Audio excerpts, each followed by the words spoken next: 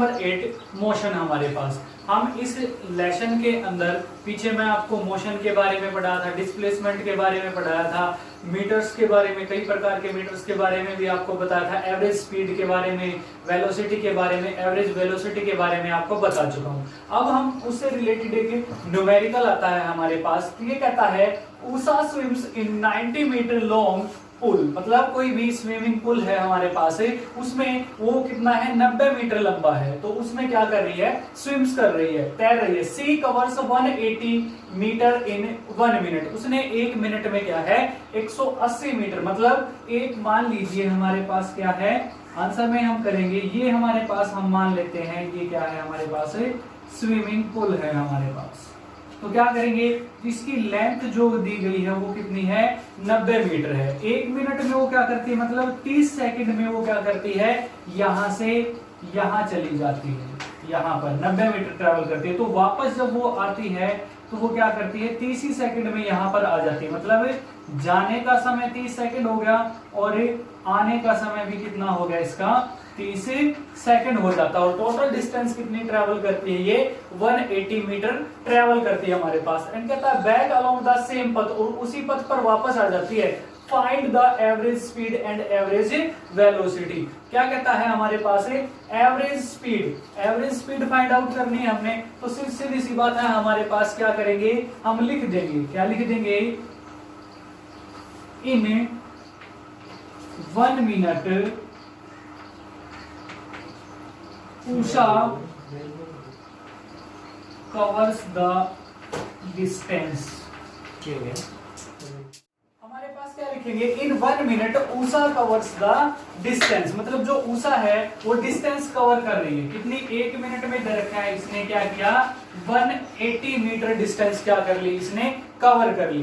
अब मान लीजिए ये वहां पर गई, मान लीजिए ये A point of the swimming pool, ये B point of the swimming pool, तो यहां से यहां गई और यहां से वापस आ गई, तो इसने डिस्प्लेसमेंट किया, क्या किया, 0 ट्रेवल किया। क्यों, क्योंकि इनिशियल पॉइंट और क्या है हमारे पास एंडिंग पॉइंट इसका सेम है। तो क्या लिख देंगे हमें, डिस्प्लेसमेंट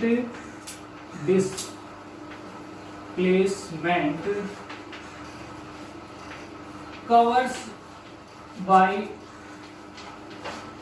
उषा इन 1 मिनट, कितना है 0 मीटर। क्यों, क्योंकि हमारे पास जो इनिशियल पॉइंट है और फाइनल पॉइंट है या एंडिंग पॉइंट है वो क्या है, सेम एज है हमारे पास। तो सबसे पहले हम क्या करेंगे, इसको लेकर के क्या करेंगे, इसकी एवरेज स्पीड निकाल देंगे हमारे पास। तो एवरेज स्पीड निकालने के लिए हम क्या करेंगे, एवरेज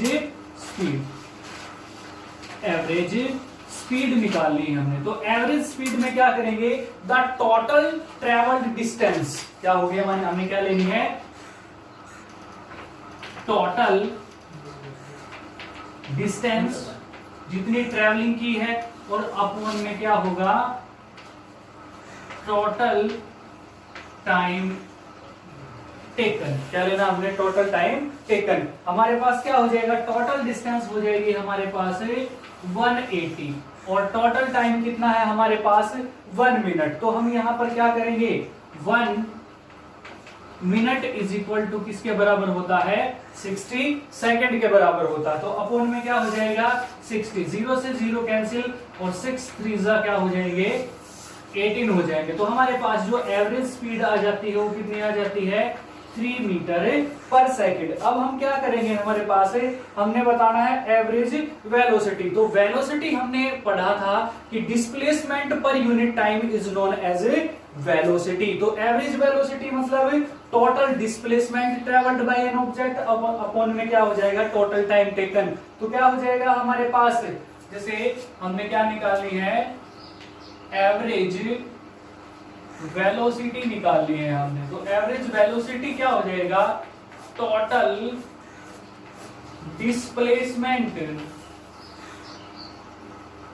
जितना ऑब्जेक्ट ने ट्रेवल किया है, और अपॉन में क्या हो जाएगा टाइम टेकन हमारे पास। तो क्या हो जाएगा, टोटल डिस्टेंस है हमारे पास कितना, डिस्प्लेसमेंट 0 और अपॉन में कितना हो जाएगा, टाइम है हमारे पास 60। तो 0 के अपॉन में कभी भी कुछ भी होगा तो उसका क्या हो जाएगा 0। तो हमारे पास एवरेज वेलोसिटी जो आएगी हमारे पास वो क्या आएगी हमारे पास 0 मीटर पर सेकेंड।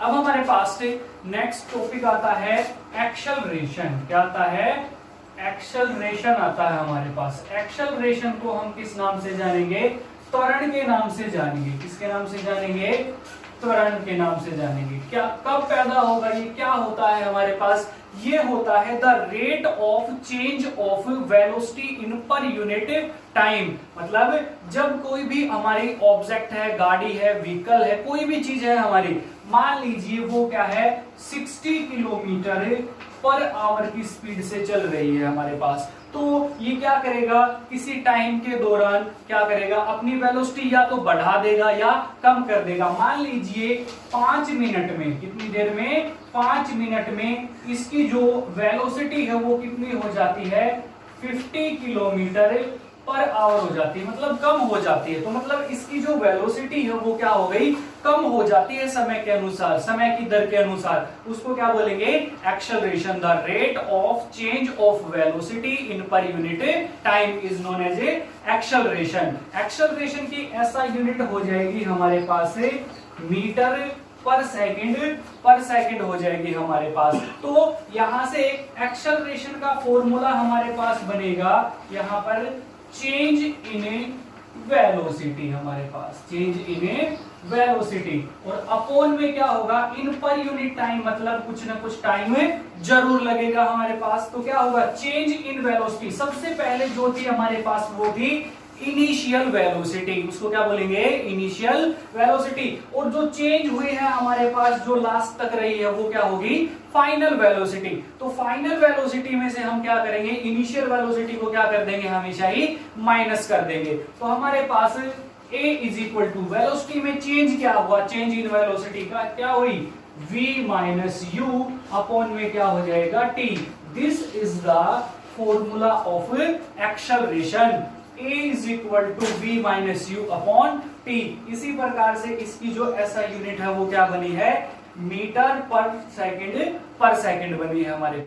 अब हमारे पास स्टूडेंट्स क्या आता है, जो एक्सेलरेशन होता है वो दो प्रकार का होता है, uniform acceleration and non uniform acceleration. इसमें क्या होता है, when an object travels equal distances in equal intervals of time, in other words we can say that the rate of change of velocity in uniform rate. तो उसको क्या बोलेंगे, uniform acceleration बोलेंगे। Non uniform acceleration है हमारे पास, when an object travels unequal distances in equal intervals of time, और in other words we can say that when an object travels equal distances in unequal intervals of time। और दूसरे शब्दों में हम फिर से कह सकते हैं कि जो rate of change of velocity है वो क्या हो, नॉन यूनिफॉर्म रेट के ऊपर क्या हो, चेंज हो हमारे पास, उसको क्या बोलेंगे, नॉन यूनिफॉर्म एक्सेलरेशन बोलेंगे हमारे पास।